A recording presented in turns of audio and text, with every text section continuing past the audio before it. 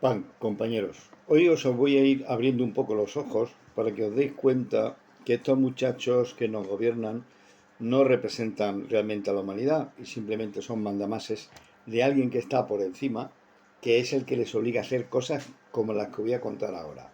Esto es para que no os fiéis ni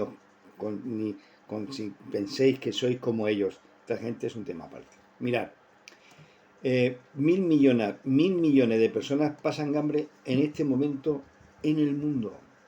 1.000 millones de personas.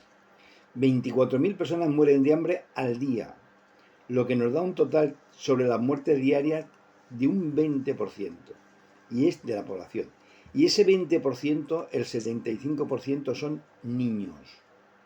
He de deciros que el hambre se ha utilizado como herramienta de guerra desde el siglo XVII, sin contar con los asedios que se hacían antes de esa época. Si va como ejemplo nuestra propia Numancia, donde las madres prefirieron matar a los hijos y luego matarse entre ellas mismas antes que caer y ser esclavas de los invasores. Indudablemente ellas se consideraban, aquellos hombres se consideraban hombres libres y era preferible morir de pie luchando que no esclavo. El hambre se genera artificialmente, porque la tierra es rica y abundante. La hizo Dios, no estos golfos, la hizo Dios. Aunque algunos vayan con sotana, pero la hizo Dios. Haciendo que el agricultor no gane dinero con sus cultivos. Lo que está ocurriendo ahora, no interesa sembrar, aparte de que ya tampoco te dejan sembrar. Por lo que abandona, como es lógico, los campos y de ahí viene la escasez y el hambre. Entre el año 1845 y 1849, durante la llamada Gran Hambruna, la población de Irlanda se vio sometida a una grave crisis alimentaria y sanitaria. ¿Qué tuvieron que hacer? Irse corriendo a América, que era lo que pretendían, ir repoblando América, haciendo que la gente saliera de su sitio, como las migraciones que estamos viendo ahora. Bueno, pues como decía, de ahí prácticamente 1 millón de personas se vieron obligadas a irse a Estados Unidos. Aunque no existen cifras exactas, se considera que en los 4 años que duró la Primera Guerra Mundial murieron alrededor de 10 millones de personas. 20 millones además fueron heridos. Muchos de los heridos de esos fueron muriendo detrás.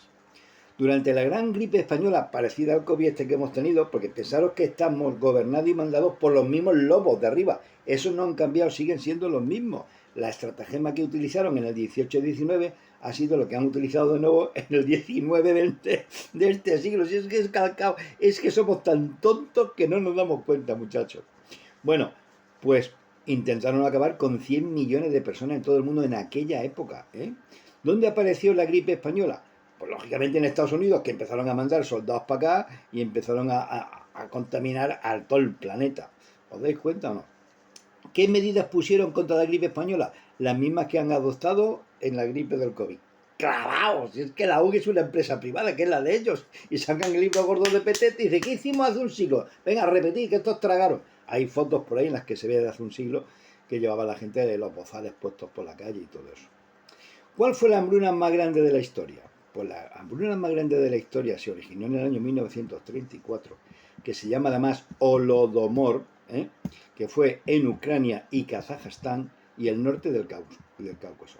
Alrededor de 7 millones de personas murieron de inanición. ¿Os dais cuenta? Habían quitado los cultivos, por consiguiente no había alimentos y la gente se moría de hambre.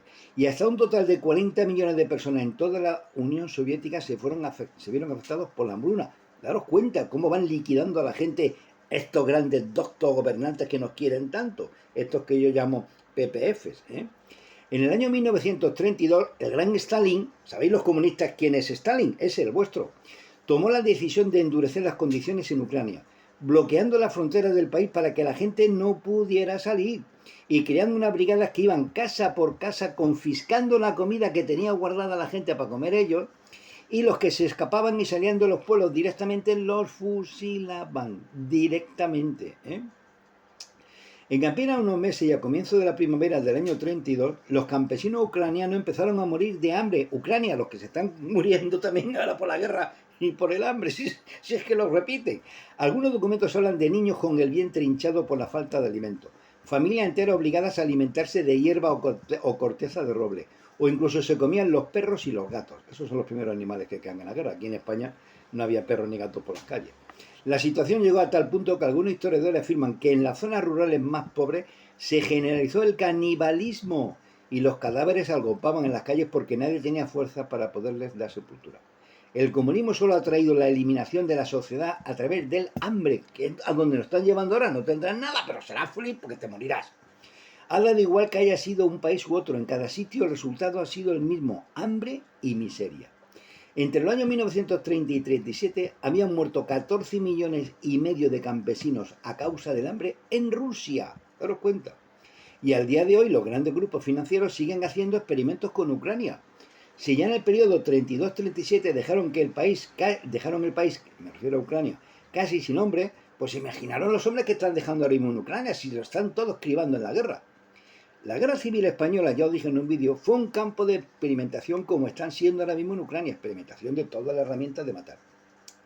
Sabemos también que los peores años del hambre en España, 39, 42, 46, constituyeron una auténtica hambruna durante la que cayó drásticamente el poder adquisitivo de la población y se registraron numerosas muertes por inanición, por falta de comer. Se ha calculado que solo en el periodo 39-44 murieron más de 200.000 personas directa o indirectamente a causa del hambre. Henry Kissinger, ¿sabéis quién es ese que se ha muerto con 100 años trabajando? Pues ese quería que en España muriese como mínimo 1 millón de personas por no haber entrado nosotros en la guerra europea. Y gracias a nuestros hermanos hispanos, pues Argentina, México, Brasil, etcétera, que empezaron a mandarnos barcos cargados de comida, pues conseguimos realmente no morirnos. Pero si no llega a ser por ello, pues ya me contaréis. Se dice que aproximadamente 500.000 personas murieron en nuestra guerra civil. Por otra parte, en aquella época hubo una hambruna vietnamita en el año 1945, sucedida en Tonkin, el Vietnam meridional, entonces Indochina francesa, durante la Segunda Guerra Mundial, desde octubre del 44 a finales del 45, fijaros qué espacio tan corto. En ese momento, bajo ocupación japonesa, se estima que 400.000 y 2 millones de personas murieron de hambre durante ese tiempo. Aunque no existen cifras exactas, se considera que a lo largo de los 4 años que duró la Segunda Guerra Mundial, murieron alrededor de 80 millones de personas y 50 millones terminaron heridos. Se escribió en el año 32 una carta por los campesinos al camarada Stalin, ¿sabéis quién era el camarada Stalin, no? En la que decían ellos preguntándole a Stalin, ¿hay alguna ley del gobierno soviético que establezca que los aldeanos deban pasar hambre? ¿Por qué nosotros, los trabajadores de las granjas colectivas, no hemos tenido una rebanada de pan en nuestra granja desde el día 1 de enero? ¿Cómo vamos a construir la economía del pueblo socialista si estamos condenados a morir de hambre? ¿Para qué caímos en el frente de batalla? ¿Para pasar hambre? ¿Para ver a nuestros hijos sufrir y morir de inacción? Estas palabras fueron escritas en la primavera del año 1932 por un grupo de campesinos ucranianos viendo morir de hambre a su familia y decidieron escribir a Stalin para ver qué les decía. ¿Os imagináis lo que el Stalin le dijo, no? Pues muerte y miseria. Bueno, todo esto viene a colación para que os deis cuenta. No podemos confiar para nada en los políticos que nos gobiernan y que nos mandan. Tenemos que ponerle el bocado como a los caballos y llevarlos así y que hagan lo que nosotros queremos. Porque si le dejamos que ellos hagan lo que quieran, que es el libro gordo de Petete, de estos fascinerosos que están arriba, ya nos están llevando de nuevo a esas cifras, a las cifras del hambre. Ya veis que están metiéndonos gente que viene todavía con más hambre que nosotros, y ahora cuando no haya nada porque no se va a cultivar, porque por ejemplo este año ya las almendras no se recogen, las aceitunas no sabemos qué va a pasar con ellas, el maíz se ha quedado en el campo, etcétera. Esta gente que son más fuertes que nosotros serán los primeros que querrán comer. ¿Qué vamos a comer nosotros? Un recordatorio muy importante. Durante todos estos años de guerras y de hambruna, los que mandan, ¿creéis que han dejado de comer filetitos, y de ponerse así y de chi? Han estado, pues como están ahora mismo, estupendamente. Pan, compañeros.